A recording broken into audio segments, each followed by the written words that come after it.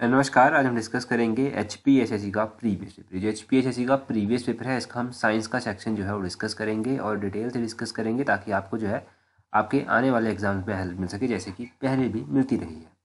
तो सबसे पहला क्वेश्चन है हमारे पास, बोलते हैं how many bones are there in human body. तो बोलते हैं मानव शरीर में कितनी हड्डियाँ होती हैं। देखो, मानव शरीर में बोन्स की बात करें तो वो होती हैं 206 जो है वो मानव शरीर में बोन्स होती हैं। बहुत ही कॉमन और बहुत ही बेसिक क्वेश्चन है साइंस का। परंतु देखो, साइंस से रिलेटेड क्वेश्चन और बोन्स से रिलेटेड क्वेश्चन जो आपसे पूछे जा सकते हैं वो क्या क्या है। एक तो पूछा जा सकता है कि स्टडी ऑफ बोन्स। बोन्स की जो स्टडी होती है उसको क्या कहते हैं, तो उसको ऑस्ट्रोलॉजी कहते हैं। ऑस्ट्रोलॉजी आपने ध्यान रखना है, OESTEROLOGY। Astrology study of bones होता है। आपने ध्यान रखना है दूसरा क्वेश्चन कि सबसे लॉन्गेस्ट बोन जो है वो कौन होती है ह्यूमन बॉडी की। सबसे लॉन्गेस्ट बोन जो होती है ह्यूमन बॉडी की वो होती है फीमर। फीमर बहुत बार एग्जाम में पूछा गया है। और सबसे जो स्ट्रॉन्गेस्ट बोन होती है, सबसे जो स्ट्रॉन्गेस्ट बोन होती है वो होती है थिक बोन। थिक बोन आपने ध्यान रखना है कि ये सबसे स्ट्रॉन्गेस्ट होती है, फीमर सबसे लॉन्गेस्ट होती है, 206 टोटल हड्डियाँ होती हैं। और स्टडी ऑफ बोन्स को क्या कहते हैं। ये 4-5 क्वेश्चन यहाँ से बने।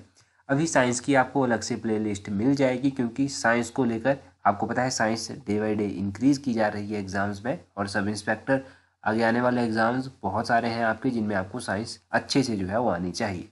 क्वेश्चन नंबर 78 देखिए, बोलते हैं insulin is given to people suffering from which disease. तो बोलते हैं कि निम्नलिखित में से किस बीमारी से पीड़ित लोगों को इंसुलिन दिया जाता है। तो देखो, इंसुलिन की बात करें कि किसको दिया जाता है, कौन सी बीमारी से पीड़ित लोगों को जो है वो इंसुलिन दिया जाता है। नाम तो आपने बहुत बार सुना होगा इंसुलिन। तो ये किसको दिया जाता है, ये डायबिटीज़ के पेशेंट्स को इंसुलिन दिया जाता है। ऑप्शन ए सही आंसर है। एक क्वेश्चन इंसुलिन के बारे में हमने लास्ट टाइम भी पढ़ा था और बहुत बार एग्जाम में भी पूछा गया है। वो क्वेश्चन है insulin is secreted from which gland और which organ of human body. तो इंसुलिन जो है वो सेक्रेट किया जाता है पेनक्रियाज के द्वारा। पेनक्रियाज नाम आपने ध्यान रखना है कि इंसुलिन को सेक्रेट करता है। अब ये डायबिटीज़ के पेशेंट्स को दिया जाता है। तो वर्ल्ड डायबिटीज़ डे भी मनाया जाता है। कब मनाया जाता है वर्ल्ड डायबिटीज़ डे? ये 14 नवंबर को मनाया जाता है। 14 नवंबर का दिन आपने ध्यान रखना है, वर्ल्ड डायबिटीज़ डे जो है इस दिन मनाया जाता है। तो ये क्वेश्चन आपके क्लियर हो गए। अगला क्वेश्चन देखिए, 79 नंबर क्वेश्चन, बोलते हैं which does not contain minerals. तो बोलते हैं इनमें से कौन जो है वो खनिज जो है अपने में कंटेन नहीं करता है। जब नहीं आपसे पूछा गया है तो क्वेश्चन नंबर 79 का ऑप्शन डी सही आंसर है। मिल्क। मिल्क जो है वो मिनरल्स कंटेन नहीं करता। देखो, मिल्क में होता क्या क्या है। मिल्क जो है इसमें कैल्शियम्स होते हैं, आपने सुना होगा कैल्शियम अच्छी मात्रा में मिल्क में होते हैं। इसमें प्रोटीन होती है मिल्क में विटामिन डी होती है, फॉस्फोरस होती है, और ये बोन्स वगैरह के लिए बहुत हेल्दी माना जाता है। तो ये आपने बेसिक बेसिक चीज़ें ध्यान रखनी है। और आपको पता होना चाहिए कि इंडिया जो है वो वर्ल्ड का लार्जेस्ट मिल्क प्रोड्यूसर कंट्रीज़ में से एक है। तो ये आपने ध्यान रखना है कि लार्जेस्ट मिल्क प्रोड्यूसिंग कंट्रीज़ में से कौन सा है, इंडिया भी एक कंट्री है। तो बस यहीं से यही 2-3 क्वेश्चन बने। अगला क्वेश्चन देखिए, 80 नंबर क्वेश्चन, बोलते हैं cow milk is a rich source of. तो बोलते हैं गाय का दूध जो है इसमें प्रचुर मात्रा होती है। तो अभी हमने पढ़ा कि मिल्क जो है ये विटामिन डी का अच्छा सोर्स होता है। तो उसी तरह काउ मिल्क जो है is a rich source of vitamin D. Option D जो है वो सही आंसर है क्वेश्चन नंबर 80 का। तो आपने ध्यान रखना है कि गाय के दूध में जो है वो विटामिन डी अच्छी मात्रा में पाया जाता है। कई बार क्वेश्चन पूछ जाता है कि उस कार्बोहाइड्रेट का नाम बताइए जो कौ मिल्क में पाया जाता है। तो वो है लैक्टोस। लैक्टोस जो है वो कौ मिल्क में पाया जाता है। अच्छा, मिल्क में कौन सी प्रोटीन पाई जाती है, ये भी क्वेश्चन बनता है कि मेन प्रोटीन जो मिल्क में होती है वो कौन सी होती है। वो होती है केशीन। केशीन प्रोटीन जो है वो मिल्क में पाई जाती है। ये आपने ज़रूर ध्यान रखना है, केशीन प्रोटीन है एक जो मिल्क में पाई जाती है। ये 2-3 क्वेश्चन यहाँ से बने। अगला क्वेश्चन देखिए, 81, बोलते हैं when ice melt into water it's. तो बोलते हैं जब आइस जो है वो मेल्ट हो जाती है पानी में तो उसका क्या होता है, उसमें क्या चेंजेस जो है वो आते हैं, आप इस तरह से कह सकते हैं। तो उसमें जो है क्या चेंजेस आते हैं, उसका वॉल्यूम भी जो है वो साथ में डिक्रीज हो जाता है। ऑप्शन सी जो है वो सही आंसर है क्वेश्चन नंबर 81 का। When ice melt into water its volume decreases. Ice की बात हुई है तो ड्राई आइस आपके माइंड में ज़रूर आया होगा। ड्राई आइस को सॉलिड कार्बन डाइऑक्साइड भी कहा जाता है। तो कई बार क्वेश्चन पूछा जाता है कि dry ice is also called, तो उसको सॉलिड कार्बन डाइऑक्साइड बोला जाता है। कई बार पूछ लिया जाता है कि सॉलिड कार्बन डाइऑक्साइड को क्या कहा जाता है, तो ड्राई आइस कहा जाता है। ये बेसिक क्वेश्चन है। अच्छा, आपने देखा होगा कि आप किसी भी बीकर में, किसी भी ग्लास में जब पानी लेते हैं, उस पानी में आप आइस का एक पीस डाल देते हैं, तो आइस जो है वो ऊपर फ्लोट करने लग जाती है, आइस ऊपर तैरने लग जाती है, फिर धीरे धीरे वो पिघल जाती है। जब वो पिघल जाती है तो वाटर का जो लेवल होता है उसमें क्या होता है, क्या वो ज़्यादा हो जाता है, क्या वो कम हो जाता है, क्या वो सेम रहता है? तो आपने ध्यान रखना है कि वाटर का लेवल जो है वो सेम होता है, वो सेम ही रहता है जब आइस जो है वो पिघल जाती है किसी भी गिलास में, जब वो ऊपर तैर रही होती है उसके बाद। ध्यान रखना, यही 2-3 क्वेश्चन यहाँ से भी बने। अगला क्वेश्चन देखिए, एसिड रेन कैन काउज, बोलते हैं एसिड रेन जो है वो अम्ल वर्षा जो है वो कारक हो सकती है, किसका कारक हो सकती है? ये कारक हो सकती है option D, all of these. इससे देखो क्रॉप का और ट्रीज का डिस्ट्रक्शन हो सकता है, इससे फिशेज में जो है वो डिस्ट्रक्शन हो सकता है, इसमें बिल्डिंग जो है वो डैमेज हो जाती है। ऑप्शन तीनों के तीनों जो है वो सही है।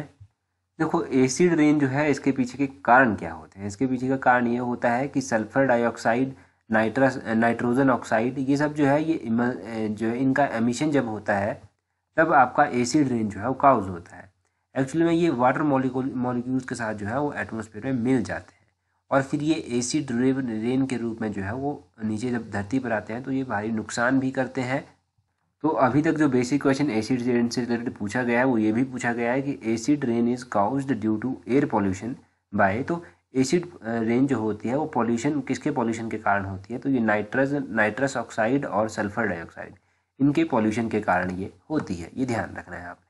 83 नंबर क्वेश्चन देखिए, बोलते हैं a healthy man consumes maximum calories while playing, बोलते हैं एक हेल्दी पर्सन जो होता है, एक हेल्दी पर्सन जो होता है उसमें अधिकतम कैलोरी जो है उनकी खपत कब होती है? जब वो कौन सी गेम को इनमें से खेलता है। तो ये बड़ा ही अजीब क्वेश्चन है और इस तरह के क्वेश्चन बहुत कम पूछे जाते हैं। तो जब फुटबॉल खेला जाता है ना तब ज़्यादा कैलोरीज बर्न होती हैं। ऑप्शन सी जो है वो सही आंसर है। अब फुटबॉल का आपने ध्यान रखना है, जब कोई हेल्दी मैन जो है वो फुटबॉल खेलता है तो मैक्सिमम कैलोरीज जो है वो बर्न होती हैं। अच्छा, फुटबॉल की बात हुई तो फुटबॉल में कितने प्लेयर होते हैं, ये बहुत इंपॉर्टेंट क्वेश्चन बनता है। तो फुटबॉल में आपने ध्यान रखना है कि 11 प्लेयर जो है वो फुटबॉल में होते हैं। इसी तरह आपने ध्यान रखना है कि क्रिकेट में भी 11 ही प्लेयर होते हैं और हॉकी में कितने प्लेयर होते हैं, यहाँ भी 11 ही प्लेयर होते हैं। परंतु जो क्वेश्चन आपके लिए बनेगा वो कबड्डी से रिलेटेड भी बन सकता है। तो आप मुझे कमेंट करके बता दीजिए कि कबड्डी में कितने प्लेयर जो है वो होते हैं। तो ये जल्दी से कमेंट करके बता दीजिए, ज़रूर बताइएगा कमेंट करके, चाहे आपको नेट पर सर्च क्यों ना करना पड़े, परंतु एक बार इसका आंसर ज़रूर देखिएगा, बहुत ही इंपॉर्टेंट क्वेश्चन है। अगला क्वेश्चन देखिए, यहाँ पर बोलते हैं water has maximum density at, तो पानी की डेंसिटी जो है वो मैक्सिमम होती है, इसका घनत्व जो है वो सबसे अधिक होता है किस टेम्परेचर पर? तो इसका घनत्व 4 डिग्री सेल्सियस पर जो है वो अधिक होता है। ऑप्शन बी जो है वो सही आंसर है, 4 डिग्री सेल्सियस। अच्छा, कोई भी लिक्विड जब होता है, कोई भी तरल पदार्थ जब होता है तो उसकी डेंसिटी को क्या होता है जब उसको हीट किया जाता है? तो आपने ध्यान रखना है, जब किसी तरल पदार्थ को गर्म किया जाता है तो उसकी डेंसिटी जो है वो डिक्रीज हो जाती है, कम हो जाती है। और गैस जो होती है, गैस की डेंसिटी मैक्सिमम होती है कब? लो टेम्परेचर और हाई प्रेशर पर। जब टेम्परेचर लो होता है, प्रेशर हाई होता है तो गैस की डेंसिटी मैक्सिमम होती है, ये आपने ध्यान रखना है। 3 क्वेश्चन यहाँ से बने। अब डेंसिटी की बात होगी तो पॉपुलेशन डेंसिटी आप कैसे भूल सकते हैं? हिमाचल की पॉपुलेशन डेंसिटी कितनी है? जल्दी से कमेंट करके बता दीजिए। बहुत बार हमने रिवाइज किया है, आगे भी रिवाइज करेंगे, परंतु अभी आप अपना रिवाइज कीजिए, अपना कमेंट करके बता दीजिए। क्वेश्चन नंबर 85 में बोलते हैं apiculture is the process of rearing of, तो बोलते हैं एपीकल्चर जो है वो किसकी पालन प्रक्रिया जो है वो कहलाती है? तो किसको पालने की प्रक्रिया को एपीकल्चर कहते हैं? तो आपने ध्यान रखना है हनी बीज, ऑप्शन बी सही आंसर है। हनी बीज को पालने की प्रक्रिया को जो है वो एपीकल्चर कहा जाता है। अच्छा, स्टडी ऑफ एनिमल्स को क्या कहते हैं? तो एनिमल्स की जो स्टडी होती है उसको जूलॉजी कहते हैं। जूलॉजी आपने ध्यान रखना है, स्टडी ऑफ एनिमल्स को कहते हैं। स्टडी ऑफ लाइफ को क्या कहते हैं? तो लाइफ की जो स्टडी होती है उसको बायोलॉजी कहते हैं। तो बायोलॉजी आपने सुना बहुत बार होगा, परंतु ध्यान रखना है स्टडी ऑफ लाइफ को बायोलॉजी कहते हैं। स्टडी ऑफ मैप को क्या कहते हैं? जो आपके मानचित्र होते हैं उनकी स्टडी को कार्टोलॉजी कहते हैं। तो कार्टोलॉजी भी ज़रूर ध्यान रखिए। स्टडी ऑफ फ्लावर्स फार्मिंग क्या कहते हैं? जो फूलों की खेती होती है उसकी स्टडी को क्या कहते हैं? उसकी स्टडी को फ्लोरिकल्चर जो है वो कहा जाता है। तो फ्लोरिकल्चर भी इम्पॉर्टेंट है। स्टडी ऑफ अर्थ को क्या कहते हैं? स्टडी ऑफ अर्थ को जियोलॉजी कहते हैं, ये आप ध्यान रखिए। Study related to blood, blood से जो रिलेटेड स्टडी होती है उसको हिमेटोलॉजी कहते हैं। तो हिमेटोलॉजी आपने ध्यान रखना है। और इसके अलावा स्टडी ऑफ वाटर, पानी की स्टडी को क्या कहते हैं, इसको हाइड्रोलॉजी कहते हैं। ये बहुत ही बेसिक स्टडीज़ मैंने आपको रिवाइज करवाई, इनको ज़रूर ध्यान रखिएगा। 86 में बोलते हैं the fastest growing plant in the world is, तो बोलते हैं विश्व में सबसे तेज़ी से उगने वाला पौधा कौन सा है। सबसे तेज़ी से जो पौधा उगता है वो है बैम्बू। ऑप्शन ए जो है वो सही आंसर होगा। वैसे आपने एक बात और ध्यान रखनी है कि बैम्बू वैसे तो ग्रास माना जाता है, इसको ग्रास कहा जाता है। क्या कहा जाता है, ग्रास इसको कहा जाता है। बैम्बू से अगर आपने करंट अफेयर पढ़े होंगे तो करंट अफेयर्स में वर्ल्ड बैम्बू डे भी आता है, विश्व बैम्बू यानी कि विश्व बांस दिवस भी आता है। तो ये कब आता है, ये 18 सितंबर को आता है। वर्ल्ड बैम्बू डे 18 सितंबर को मनाया जाता है, तो ये ध्यान रखना है। अगला क्वेश्चन देखिए 87 नंबर क्वेश्चन, बोलते हैं which is the richest source of calcium, तो इनमें से कैल्शियम का सबसे अच्छा सोर्स कौन सा माना जाता है। तो 87 का ऑप्शन सी रागी सही आंसर होगा। रागी आपने सुना होगा, ये जो है वो कैल्शियम का अच्छा एक सोर्स माना जाता है। अच्छा, एक और क्वेश्चन इस तरह का पूछा जाता है, बोलते हैं which is the richest source of, यहाँ पर प्रोटीन लगा देंगे कैल्शियम का बजाय, वो प्रोटीन का अच्छा सोर्स कौन सा है। प्रोटीन का जो है वो सोयाबीन अच्छा सोर्स माना जाता है। सोयाबीन ऑप्शन में दिया जाता है, सोयाबीन आपने ध्यान रखना है प्रोटीन का अच्छा सोर्स है। रागी आपने ध्यान रखना है, इनमें से कैल्शियम का जो है वो एक अच्छा सोर्स माना जाता है। ये दो क्वेश्चन यहाँ से बने, दोनों के दोनों इंपॉर्टेंट है। अगला क्वेश्चन देखिए, बोलते हैं stainless steel usually contains about 14% और मोर ऑफ, तो बोलते हैं स्टेनलेस स्टील जो आपकी होती है इसमें सामान्यतः लगभग 14% या इससे अधिक क्या होता है। तो इसमें जो है वो क्रोमियम अधिक पाया जाता है। ऑप्शन डी सही आंसर है। स्टेनलेस स्टील में 14% या इससे ज़्यादा क्रोमियम जो है वो पाया जाता है। अच्छा, स्टेनलेस स्टील जो है वो एलॉय है, तो किसका एलॉय है ये, इसमें क्रोमियम, आयरन और कार्बन, ये तीनों चीज़ें पाई जाती हैं। तो आपने ध्यान रखना है, इसमें क्रोमियम, कार्बन और आयरन ये तीनों चीज़ें पाई जाती हैं। तो पूछा जाए तो पता होना चाहिए। तो ये हो गया यहाँ से क्लियर। अगला क्वेश्चन देखिए, बोलते हैं which is not a chemical change, तो इनमें से कौन सी केमिकल चेंज का एग्जाम्पल नहीं है। बेसिक 9th 10th का क्वेश्चन है ये। तो chemical change, freezing of water is not a chemical change. Option c जो है वो सही आंसर आ जाएगा। जो पानी फ्रीज होता है वो एक केमिकल चेंज में नहीं आता, बर्फ़ का जमना नहीं आता। तो ये किसका एग्जाम्पल आता है, तो आपने ध्यान रखना है कि फ्रीजिंग जो है ये एक फिजिकल चेंज का एग्जाम्पल आता है। इसमें आपको पता है लिक्विड से जो है सॉलिड में चीज़ बदल जाती है, पानी होता है फिर वो बर्फ़ में बदल जाता है, तो ये फिजिकल चेंज में आता है। और केमिकल चेंज में क्या आता है, केमिकल चेंज में आपको पता है राइपनिंग ऑफ फ्रूट्स आता है, कर्डलिंग ऑफ मिल्क आता है, और डाइजेशन ऑफ फूड आता है, रस्टिंग जो लोहे को जंग लगता है वो भी एक केमिकल चेंज है। और आपने फिजिकल चेंज का ध्यान रखना है कि फिजिकल चेंज में आपका फ्रीजिंग आ जाता है, जो पानी फ्रीज होता है, पानी जो मेल्ट होता है वो भी फिजिकल चेंज में आता है, पानी जो बॉयल होता है वो भी फिजिकल चेंज में आता है। तो ये बेसिक हो गए क्लियर, यहाँ से बस ये ध्यान रखिए। बहुत बड़ा ही बेसिक क्वेश्चन आपने रिवाइज किए छोटी क्लास के। आगे बोलते हैं the first transgenic crop peas, तो बोलते हैं पहली जो ट्रांसजेनिक क्रॉप है वो कौन सी है। तो प्रथम परजीवी फसल का नाम बताना है, वो है ऑप्शन सी टोबैको। टोबैको जो है वो पहली ट्रांसजेनिक क्रॉप है। ऑप्शन सी जो है वो सही आंसर है। यहाँ से तो आपके ये क्वेश्चन क्लियर हो गए। आगे कुछ हिंदी इंग्लिश के क्वेश्चन जो है वो देख लीजिए। तो 149 क्वेश्चन से हम स्टार्ट करेंगे। 149 में बोलते हैं to turn to the other cheek. तो to turn to the other cheek ये ईडियम दिया गया है, इसका मतलब बताना है। इसका मतलब होता है option c to respond to violence and non violence. 149 का ऑप्शन सी होगा। आगे स्पीक एंड स्पैन है, ये पिछले कल भी किसी अलग पेपर में डिस्कस हो चुका है।